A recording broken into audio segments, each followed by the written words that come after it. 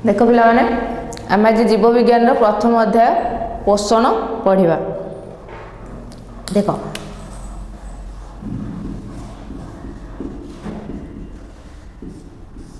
तुम्हें जानथ आम शरीर में अनेक प्रकार जैव रासायनिक प्रक्रिया होची। तो जैव रासायनिक प्रक्रिया केमिति होची जे फर्स्ट आम गोटे खाद्य खाऊचे खाद्यर परिपाक होची तो आम शरीर में रेचन होची शोषण होची जनन होची ए सब अनेक प्रकार रासायनिक प्रक्रिया आम शरीर में चली जहाँ फल आम सुस्थ जीवन गोटे यापन करि पारुचे। देख जेमिति कि गोटे तुम मेसीन गोटे जानथ गोटे मेसीन चलने कौन दरकार होची इंधन दरकार होची। तो सेमिति गोटे जीव शरीर में संतुलन रक्षा करने कौन दरकार हुए शक्ति दरकार हुए। कौन दरकार हुए शक्ति दरकार हुए। यही शक्तिटा आम क्यों पाइबा खाद्यरू पाइबा क्यों पाइबा खाद्यरू पाइबा। तो खाद्यरू शक्तिटा केमिति मिलिबो डायरेक्ट तो मिलिबोनी ना। तो आम खाद्य खाईदबा सांगे आमको शक्ति मिल जाए सेमती ना। खाद्य खाइला परे खाद्यर जारण घटे जारण घटिबा फल शक्ति निर्गत हुए जोटा तुम्हें देख। तो से जो खाद्य शक्ति मिलूची ता फल से शक्ति मिलवा द्वारा आम कौन से कार्य करें आम चली पारुचे बुलू पारुचे खेली पारुचे ये सब क्या द्वारा करुचे यही शक्ति द्वारा। तो शक्ति कौन दरकार है खाद्य दरकार है। खाद्यटा क्यों मिलूची आमको पोषकरू बा पोषण मिलूची। तो से जो पोषण जो खाद्यर देख गोटे पोषण जो तुम जान तो पोषण जाना आगु तुमको जानवा पड़ो पोषक कौन जान पोषक माने हम देखा खाद्यरू केमिति शक्ति मिलूची। तो जो पोषक ए पोषक कौन प्रत्येक खाद्य पदार्थ रे प्रत्येक खाद्य पदार्थ रे रासायनिक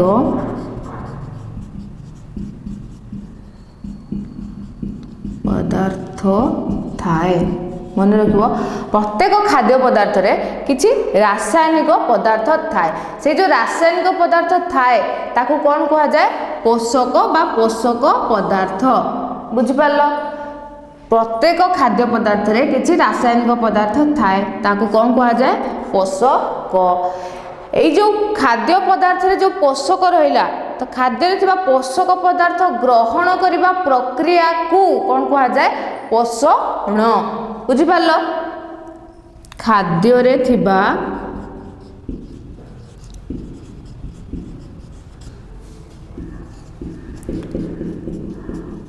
पोषक पदार्थ को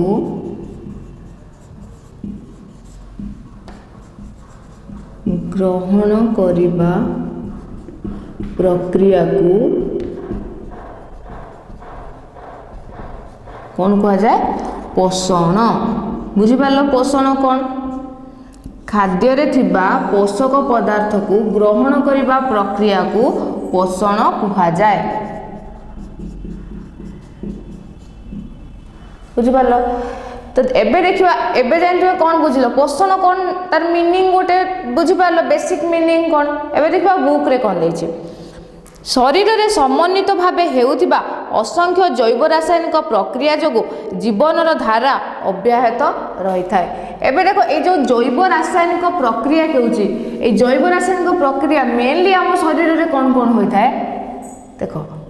पोषण गोटे जानले आ कौन थाए शोषण होता है आ कौन था रेचन होता है जनन परिपाक क्रिया ए सब होची जैव रासायनिक प्रक्रिया। एबे देखिया शोषण कौन आमर सेकेंड चैप्टर अच्छी शोषण जिते पढ़व देख खाद्यर जारण घटिकी जो प्रक्रिया शक्ति निर्गत हुए ताकू कौन कहा जाए शोषण। सेमती रेचन रेचन कौन शरीर वर्ज्य वस्तु बाहर को निष्कासित होगा प्रक्रिया को रेचन कहा जाए। रेचन में तुम नेक्स्ट अच्छी चतुर्थ चैप्टर अच्छी रेचन। देन जनन जानथिब वंशवृद्धि जनन तुम अच्छी षष्ठ शायद षष्ठ अध्याय या पर अच्छी तुम आस्ते आस्ते पढ़ो शोषण कौन रेचन कौन जनन कौन परिपाक क्रिया कौन ए सब बुझल ए सब टोटाल होची कौन जैव रासायनिक प्रक्रिया। तो आम शरीर रे ए जैव रासायनिक प्रक्रिया ଅହରହ ଚାଲିଥାଏ ଜୈବ ରାସାୟନିକ ପ୍ରକ୍ରିୟା। ତ ଏହି ସବୁ ପ୍ରକ୍ରିୟା ପାଇଁ ଶକ୍ତି ଆବଶ୍ୟକ। देख मुझे फास्ट तुमको कहली जमी गोटे मेसीन गोटे इंधन आवश्यक करेन्ट आवश्यक शक्ति आवश्यक तो सेमती आम शरीर में जैव रासायनिक प्रक्रिया चलवाई कौन आवश्यक शक्ति आवश्यक। यही शक्ति आम क्यों पाइबा खाद्य पाइबा। तो यही जो शक्ति यही सब प्रक्रिया पर शक्ति आवश्यक ता छड़ा कोष टिश्यू तथा अंग प्रत्यंगर गठन अर्थात शरीर गठन पाई एवं शरीर वृद्धि और मरामती निमंते विभिन्न उपादान दरकार। देख तुम्हें 9 क्लास रे कोष पढ़ी कोष कौन आम शरीर मौलिक एकक 9 क्लास रे कोष पढ़ी कि नहीं कोष कोष है आम शरीर मौलिक एकक। कोष मिसिकी कौन गठन करती टिश्यू टिश्यू मिसिकी कौन गठन करती अंग प्रत्यंग अंग प्रत्यंग मिसिकी जीवर शरीर से कहूँ यही सब जो शक्ति आवश्यक होची जैव रासायनिक प्रक्रिया जो शक्ति आवश्यक होची ता छड़ा आउ कौन होची जो कोष जीव शरीर अन्य टिश्यू तथा अंग प्रत्यंग समस्त पाए ओ ए सबुर गठन और शरीर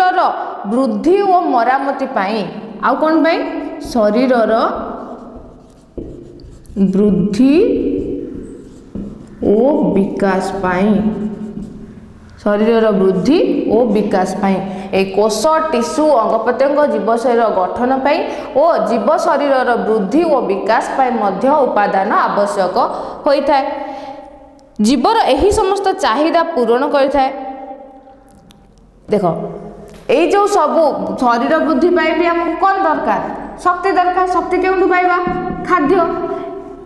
कोष टिश्यू अंग प्रत्यंग जीव शरीर गठन ए सब भी कौन दरकार शक्ति। शक्ति क्यों पाइबा खाद्य से कहूँ यही सब माने यही सब आवश्यकता चाहिदा किए पूरण करता है जीवर खाद्य पूरण करिथाए। शक्ति आहरण और उपादान संग्रह पोषण जरिया होता है। मु तुमको कौन कही फास्ट खाद्य रे थिबा पोषक पदार्थ ग्रहण करने को पोषण कहा जाए। सबुज उद्भिद आलोक शोषण प्रक्रिया रे निज खाद्य निजे प्रस्तुत करता है परिवेश को आवश्यक पोषक मध्य ग्रहण करता है। देख तुम्हें जानी सेटा तो तुम्हें आगुरी भी पढ़ी 8 9 रे पढ़ी सबुज उद्भिद विषय सबुज उद्भिद क्यों प्रक्रिया सबुज उद्भिद को कौन कह स्वभोजी कहुए स्वभोजी कौन कहुए कहीं ना से निज खाद्य निजे प्रस्तुत करता है क्यों प्रक्रिया प्रस्तुत करता है आलोक श्लेषण आलोक श्लेषण प्रक्रिया रे खाद्य प्रस्तुत करिथाए। किंतु मनुष्य कौन करे सबुज उद्भिद उपरे डिपेंड हुए निर्भर करे तो ताको कौन कहा जाए परभोजी से माने किंतु प्राणी व अन्य सबु जीव खाद्य पाए उद्भिद उपरे प्रत्यक्ष व परोक्ष भाव में निर्भर करती। खाद्य से उद्भिद द्वारा प्रस्तुत व गच्छित पदार्थ को बा अन्य प्राणी को खाद्य रूपे ग्रहण करिथांती। देखो अन्य जीव माने उद्भिद को छाड़देले अन्य जीव व प्राणी माने से माने डायरेक्ट सबुज उद्भिद उपरे निर्भर करती किंबा सबुज उद्भिद द्वारा प्रस्तुत कौन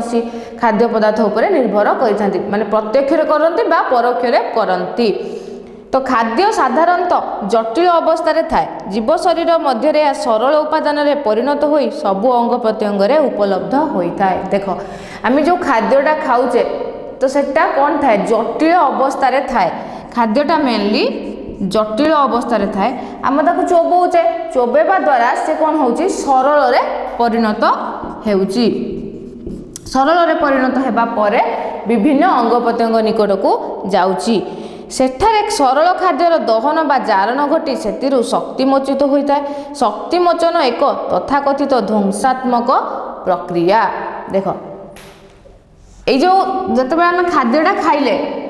तो खाद्यटा जटिल अवस्था थाए ताकू जिते चोबेकी आम सरल करुचे तो सेतेबेले कौन होउची तो खाद्यर ध्वंस घटिकी जारण घटिकी सेतिरु कौन उत्पन्न होउची शक्ति उत्पन्न होउची शक्ति उत्पन्न होउची। देन एई जो दहन बा जारण जो शक्ति मोचन जो होउची एटा कोन हैला गोटे ध्वंसात्मक प्रक्रिया मन रखिबो ध्वंसात्मक प्रक्रिया कहीं कौन जारण घटिला ध्वंस है तो ध्वंसात्मक यही जो ध्वंसात्मक प्रक्रिया है ताकू कौन कह जाए अपचय मन रखिबो कौन कह जाए अपचय तो अपचयटा गोटे क्यों प्रक्रिया ध्वंसात्मक प्रक्रिया बुझी पारल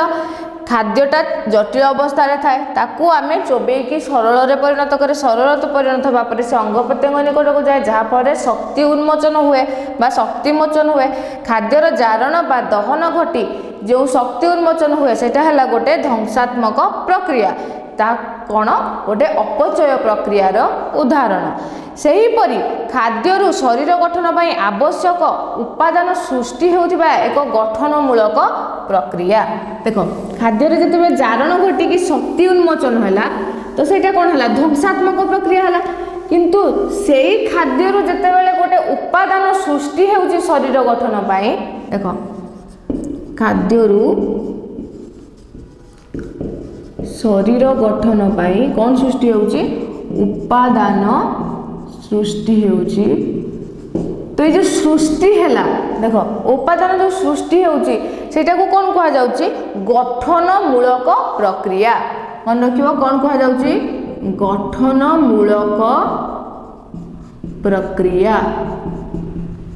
देखो एटा थिला कौन ध्वंसात्मक प्रक्रिया तो यहाँ कौन आसला गठनमूलक प्रक्रिया यहाँ कहार उदाहरण चय प्रक्रियार उदाहरण बुझिपार तो एबे देख ये जो चय आउ अपचय ये चय आउ अपचयर समाहार रे कौन कह जाउची ताकू चयापचय मन रखिबो चयापचय चय और अपचयर समाहार को चयापचय कह जाए जीव शरीर में सबु बेले चली था सुतरां जीव को सक्रिय और जीवंत रखिबारे एहार महत्वपूर्ण भूमिका रही है जो चयापचय प्रक्रिया यहाँ जीव शरीर में अहरह चली था जोटा कि जीव को जीवंत रखिबारे सक्रिय रखिबारे साहाय्य करुथाए एथुरु स्पष्ट जे बंची रहिबा जीवर खाद्य आवश्यक होता है तो बुझिपार सबू पछरे मूल कौन शक्ति शक्ति केउठु मिलिबो खाद्य तो बंचिबा पई हमको खाद्य निहाती आवश्यक एबे देखिबा खाद्यर प्रकार भेद खाद्य केते प्रकार अछि देखो आमे जो खाद्य खाउचे तो किछि हमको खट्टा लागुची किछि हमको तेलिया टाइप रो लागुची किछि मीठा लागुची तो ए सब ता भितर डिफरेंस देखुचे कि नाही तो एई सब गुण को नेई किछि मीठा लागुची किछि खट्टा लागुची किछि तेलिया लागुची एई सब गुण को नेई खाद्य को मेनली केते भाग रे विभक्त करा जायछि 6 प्रकार रो मन रखियो केते प्रकार 6 प्रकार फर्स्ट आम देखा श्वेतसार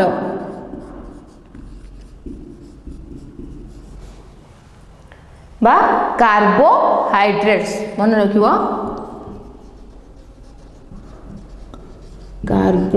कार्बोहाइड्रेट्स देखो तुम्हें जानती हो कि शर्करा जातीय बा मीठा जातीय खाद्य ए सबू हेउची श्वेतसार जातीय खाद्य रे अंतर्भुक्त शर्करा ओ मंडद जातीय खाद्य देख मेनली तुम नॉर्मली जानिला को गले जति कि मीठा लागु था से गुडा होता है शर्करा जातीय सॉरी श्वेतसार जातीय खाद्य मेनली जाए शर्करा ओ मंडद आलू भात रुटी ए सब रे प्रचुर परिमाण में कौन थाए मंडद थाए मंडद क्यों थाए आलू भात रुटी ए सब रे मंडद थाए और शर्करा क्यों थाए चीनी गुड़ देखो चीनी गुड़ फल रस ए सब रे कौन थाए ग्लूकोज सोकोज मिसिकी ए सब रे कौन थाए शर्करा थाए श्वेतसार रु आमे सहजरे शक्ति आहरण करिथाउ ग्लूकोज देखो ए जो श्वेतसार रु आमे डायरेक्टली अति सहजरे शक्ति माने ग्रहण करिथाउ तो ए जो शक्तिटा केमति आछे देखो ग्लूकोज सहजरे ग्लूकोज रे रहिथिबा रहिछि कार्बन उद्जान ओ अम्लजान देखो ग्लूकोज जानचो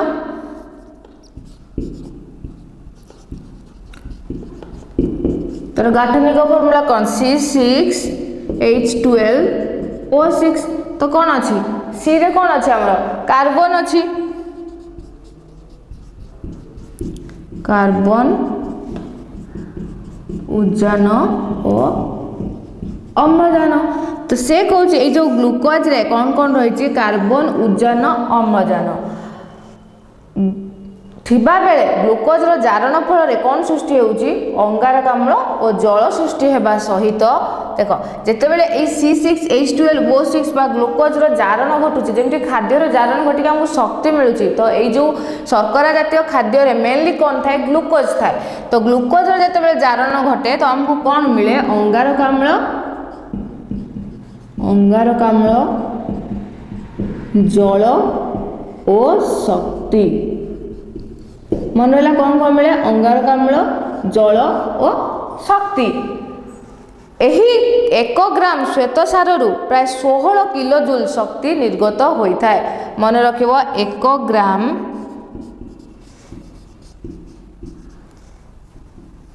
श्वेतसार रु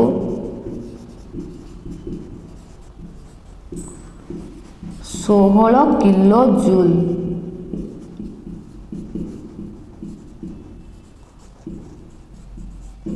शक्ति निर्गत होता है मन रखियो 1 ग्राम श्वेतसार रु केते शक्ति निर्गत होता है 16 किलो जूल शक्ति निर्गत होता है तो बुझीपार श्वेतसार रे मेनली आमर जाए शर्करा और मंडद जातीय खाद्य मंडद भितर कौन अच्छी आलू भात रुटी एसबू मंडद अच्छी किंतु चीनी गुड़ फलरस पनीपरिया एसबू कौन अच्छी शर्करा किसी ग्लूकोज आकार थाए ग्लूकोज आकार शर्करा थाए से जो ग्लूकोज तार फर्मूला है C6H12O6 मेनली ता भीतर कौन थाए कार्बन उजान अम्लजान तो ग्लूकोज रो जारण घटिबा फल अंगारकाम्ल जल और शक्ति निर्गत होता है तो 1 ग्राम श्वेतसार रु 16 किलो जूल शक्ति निर्गत हुए बुझिपार श्वेतसार देन सेकेंड देखिबा पुष्टिसार देखिबा पुष्टिसार पुष्टिसार कौन मुख्यतः माछ मांस अंडार धला अंश छेना क्षीर ए सब प्राणीज द्रव्य और डाली जातीय शस्य सोयाबीन आदि पुष्टिसार मिलता है बा प्रोटीन पुष्टिसार बा ताको कौन कहा जाए प्रोटीन जानते समस्त कहते प्रोटीन अच्छी डाली मेनली जाए एथिरे पुष्टिसार रे मेनली जाए कौन डाली जातीय खाद्य कहते ना डाली पियो प्रोटीन मिल तो मेनली डाली जातीय ओ आउ कौन रहा माछ मांस अंडार धला अंश एसबू आमर रहा पुष्टिसार जातीय खाद्य भाव शरीर वृद्धि और नूतन कोष एवं तंतु गठन पर पुष्टिसार खाद्य एकांत आवश्यक तो पुष्टिसार कौन पाए आवश्यक आम शरीर वृद्धि पुष्टिसार कार्य मन रखिब केउथि साहाय्य करे शरीर वृद्धि और कोषर गठन शरीर वृद्धि और नूतन कोषर गठन रे पुष्टिसार साहाय्य करिथाए एमिनो अम्ल बा एमिनो एसिड रो श्रृंखल द्वारा प्रोटीन गठित मन रखिबो एटा प्रोटीन काहाकू नै गठित एमिनो एसिड एमिनो अम्ल चेन आकार रे बा श्रृंखल आकार रे गोटे चेन आकार रे कौन गठित होता है प्रोटीन गठित होता है एमिनो एसिड रो श्रृंखल बा चेन द्वारा प्रोटीन गठित होता है तेणु परिपाक हेले यह एमिनो अम्ल रे परिणत होई विभिन्न कोष निकट रे पहुँची थाए तो बुझीपाला पुष्टिसार रे मेन कौन गला माछ मांस अंडार धला अंश एसबू है प्राणीज द्रव्य और ता सहित डाली जातीय खाद्य जी तो से सब हूँ पुष्टिसार बा प्रोटीन थाए पुष्टिसार कार्य कौन शरीर वृद्धि और नूतन कोष गठन रे पुष्टिसार साहाय्य करिथाए देन एमिनो एसिड बा एमिनो अम्ल श्रृंखल द्वारा प्रोटीन गठित बा पुष्टिसार गठित होता है मन रखिल पुष्टिसार रे देन एबे देखिबा स्नेहसार କ୍ଷୀର ଛେନା ଲହୁଣୀ ଅଣ୍ଡାର ହଳଦିଆ ଅଂଶ ତେଲ ଘିଅରେ ସ୍ନେହସାର ବା ଚର୍ବି ଓ ଲିପିଡ୍ ଜାତୀୟ ଖାଦ୍ୟ ଥାଏ। ସ୍ନେହସାର ମେନଲି କ'ଣ ଫ୍ୟାଟ୍ ଲିପିଡ୍। ସ୍ନେହସାରରେ କ'ଣ ଯାଏ ମେନଲି ତେଲିଆ ଜାତୀୟ ଖାଦ୍ୟ ଯେମିତିକି କ୍ଷୀର ଛେନା ଆମର ଲହୁଣୀ ଅଣ୍ଡାର ଯେଉଁ ହଳଦିଆ ଅଂଶ ତେଲ ଘିଅ ଏସବୁ ଯାଉଛି କେଉଁଥିରେ ସ୍ନେହସାର ବା ଫ୍ୟାଟ୍ ଓ ଲିପିଡ୍ ଦ୍ୱାରା ଗଠିତ ହୋଇଥାଏ। ତ ଶରୀରରେ କୋଷ ଝିଲ୍ଲି ତିଆରିରେ ଲିପିଡ୍ର ପ୍ରମୁଖ ଭୂମିକା ରହିଛି। ଯେମିତି ପୁଷ୍ଟିସାର କ'ଣ ଦେଖିଲେ ଆମର ଶରୀରର ଗଠନ ଓ ନୂତନ କୋଷର ଗଠନ ଓ ଶରୀରର ବୃଦ୍ଧି ପାଇଁ ସାହାଯ୍ୟ କରିଥାଏ, ସେମିତି କୋଷ ଝିଲ୍ଲି ତିଆରି କରିବାରେ କିଏ ସାହାଯ୍ୟ କରେ ଏହି ଲିପିଡ୍ ସାହାଯ୍ୟ କରେ। କେଉଁଥିରେ କୋଷ ଝିଲ୍ଲି ଗଠନରେ କିଏ ସାହାଯ୍ୟ କରେ ଲିପିଡ୍ ମନେ ରଖିବ ଏଇଟା। ଦେନ୍ ଶରୀରର ସ୍ନେହସାର ଚର୍ବି ଭାବରେ ସଞ୍ଚିତ ହୋଇ ରହେ। ତେଣୁ ନର୍ମାଲି ଆମେ କ'ଣ କୁହନ୍ତି ଯେ ଆମ ଦେହରେ ଫ୍ୟାଟ୍ ଜମିଗଲାଣି, ଯେତେବେଳେ ଆମ ଦେହରେ ଚର୍ବିଟା ଜମିଯାଏ ତ ଆମେ କୁହେ ନା ଯେ ଫ୍ୟାଟ୍ ଜମି ଯାଉଛି। ତ ସେଇ ଯେଉଁ ଶରୀରରେ ସ୍ନେହସାରଟା ଆମ ଶରୀରରେ ମେନଲି ତେଲ ଅଂଶଟା ସେଟା କ'ଣ ହୁଏ ଚର୍ବି ଆକାରରେ ଜମିକି ରହେ। ଆବଶ୍ୟକ ତଳେ କୋଷୀୟ ଶୋଷଣ ଦ୍ୱାରା ଏହାର ଜାରଣ ହୁଏ ଓ ଶରୀରରୁ ଶକ୍ତି ଯୋଗାଏ। ଚର୍ମ ତଳେ ଚର୍ବିର ଏକ ଆସ୍ତରଣ ରହିଥାଏ, ତାହା ଅପରିବାହୀ ହୋଇଥିବାରୁ ଚର୍ବି ଶରୀରକୁ ଉଷୁମ ରଖିବାରେ ସାହାଯ୍ୟ କରିଥାଏ। ଯେତେବେଳେ ଆବଶ୍ୟକ ସ୍ଥଳେ ଯେମିତିକି ଆମେ କିଛି ଖାଇନଥାଏ, ଯେତେବେଳେ ଆମେ ଯେଉଁ ମେନଲି ଉପବାସ କରୁଛନ୍ତି ଫାଷ୍ଟିଂ କରୁଛନ୍ତି ସେ ଟାଇମ୍ରେ କେମିତି ରହନ୍ତି, ସେହି ସମୟରେ ଯେଉଁ ଚର୍ବି ଆମ ଶରୀରରେ ଜମା ଥାଏ ତ ସେଇଥିରୁ ହିଁ ଜାରଣ ଘଟି କୋଷୀୟ ଶୋଷଣ ଦ୍ୱାରା ଜାରଣ ଘଟିକି ଆମକୁ ଶକ୍ତି ମିଳିଥାଏ। ଆମେ ନ ଖାଇଥିଲେ ବି କାର୍ଯ୍ୟ କରିପାରେ, କାହିଁକି ନା ସେଇ ଚର୍ବି ଦ୍ୱାରା କୋଷୀୟ ଶୋଷଣ ଦ୍ୱାରା ଜାରଣ ଘଟିକି ଆମକୁ ଶକ୍ତି ମିଳିଥାଏ। ଦେନ୍ ଚର୍ମ ଯେଉଁ ଚର୍ବିଟା କେଉଁଠି ଥାଏ ଆମ ଚର୍ମର ତଳ ଭାଗରେ ଥାଏ। ଏଇଟା ତାପ ଅପରିବାହୀ ହୋଇଥିବାରୁ ଏଇଟା ଆମ ଶରୀରକୁ ଉଷୁମ ରଖିବାରେ ସାହାଯ୍ୟ କରିଥାଏ। ବୁଝିପାରିଲ ତ ସ୍ନେହସାର ବୁଝିପାରିଲ। ଦେନ୍ ଏବେ ଦେନ୍ ଦେଖିବା ଧାତୁ ସାର। ଶରୀର ଗଠନ ପାଇଁ ବିଭିନ୍ନ ଧରଣର ଧାତୁ ସାର ଯଥା ଲୌହ calcium iodine phosphorus sodium potassium ଆଦି ଆବଶ୍ୟକ। ଦେଖ ମେନଲି ଧାତୁ ସାର ମଧ୍ୟରେ କ'ଣ ଯାଉଛି ଲୌହ କ୍ୟାଲସିୟମ୍ ପଟାସିୟମ୍ ଫସ୍ଫରସ୍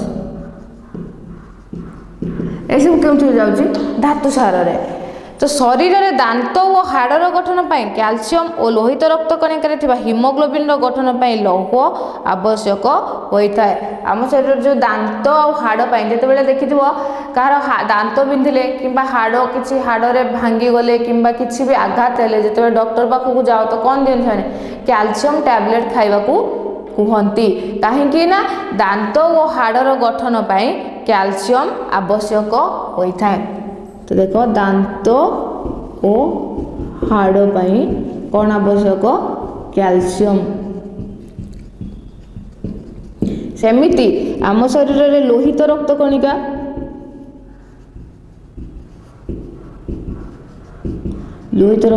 ପାଇଁ କ'ଣ ଦରକାର ଲୌହ। ରକ୍ତରେ ଜାଣିଥିବ ଲୋହିତ ରକ୍ତ କଣିକା ଥାଏ ଶ୍ଵେତ ରକ୍ତ କଣିକା ଥାଏ ଅଣୁଚକ୍ରିକା ଥାଏ। ତ ଯେଉଁ ଲୋହିତ ରକ୍ତ କଣିକା ଥାଏ ତାର ଗଠନ ପାଇଁ କ'ଣ ଆବଶ୍ୟକ ଲୌହ ଆବଶ୍ୟକ। ଦାନ୍ତ ଓ ହାଡ଼ର ଗଠନ ପାଇଁ କ'ଣ ଆବଶ୍ୟକ କ୍ୟାଲସିୟମ୍ ଆବଶ୍ୟକ। এই କ୍ୟାଲସିୟମ୍ ଲୌହ ପଟାସିୟମ୍ ଏସବୁ ଯାଉଛି ଆମର କାହା ଭିତରେ ଧାତୁ ସାର ଭିତରେ। ତ ଏହା ଛଡ଼ା ଶରୀରର ଆୟନ ସନ୍ତୁଳନ ରକ୍ଷା କରିବାରେ ଧାତୁ ସାରର ପ୍ରମୁଖ ଭୂମିକା ରହିଛି। ତ ବୁଝିପାରିଲ ଧାତୁ ସାର କ'ଣ କ'ଣ। ଦେନ୍ ଦେଖିବା ଭିଟାମିନ୍। ଦେଖ ଭିଟାମିନ୍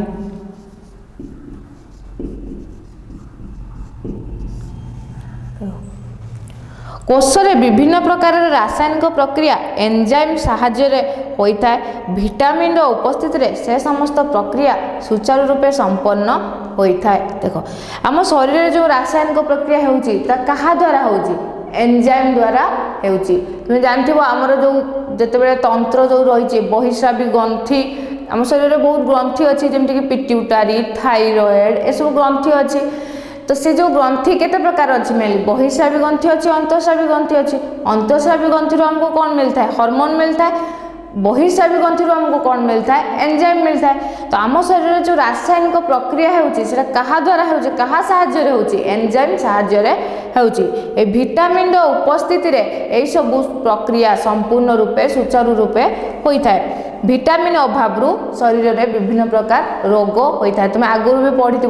8-9 रे विटामिन केते प्रकार विटामिन पढ़ विटामिन ए विटामिन बी रो पुणी डिवाइड अच्छी विटामिन सी विटामिन डी ए सब केउठू मिले तार अभाव रे केउ रोग हुए ए सब विटामिन से तुम पढ़ी तो से कहूँ विटामिन अभाव शरीर में विभिन्न प्रकार रोग होता है जल रे द्रवणीय विटामिन शाग पनीपरिया फल आदि मिलता है ये जो विटामिन हमको मेनली केउठू मिलता है शाग पनीपरिया फल ए सबरू विटामिन मिलता है चर्बी बा तेल रे द्रवणीय विटामिन प्राणीज चर्बी बा उद्भिदजात तेलरू मिलता है देन विटामिन लिखल विटामिन पर पढ़ा जल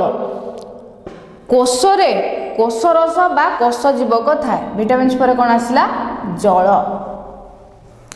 जिते आम 9 क्लास रे कोष पढ़ी भर कौन पढ़ी कोष जीवक पढ़ी बा कोष रस पढ़ी से कहूँ जो कोष रे थिबा कोष रस बा कोष जीवक को देख ये जब गोटे कोष है यहाँ तार कौन न्यूक्लियस बा न्यूक्ली तो ये जो तरल पदार्थ किसी थाए आम कौन कहते कोष रस बा कोष जीवक से कहूँ जो कोष रे थिबा कोष रस बा कोष जीवक रे प्राय केते भाग जल थाए 70 ରୁ 90 भाग प्राय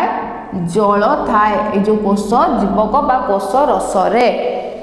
कोषर स्थिति और एथिरे हेउथिबा विभिन्न प्रकार प्रक्रिया पई जल अत्यंत आवश्यक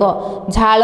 परिस्रा और निश्वास रे शरीर रु जल क्षय होता है तार भरणा पई प्रतिदिन 3-4 लिटर पानी पीबा उचित आम शरीर जो झाल बाहरुची किबा परिस्रा करूचे और निश्वास रे मध्य किछि जल आम शरीर रु क्षय होता है तो तेणु जलटा केमती आसो आम जदि पानी पीवा तो मिनिमम 3-4 लिटर पर डे पानी पीवा उचित शरीर में जलीय अंश कमिगले शरीर अवश हो जाए और विभिन्न असुस्थता प्रकाश पाए जिते शरीर में जलर अभाव घटो तो आम शरीर में असुस्थता देखा जाता है तो आमको जलीय अंश कमिगले आमको अवश बा वीक लगी था तो ये सब होता है तो जलर भूमिका निहाती गुरुत्वपूर्ण तो एबे ये सब कौन थी आमर खाद्यर प्रकार भेद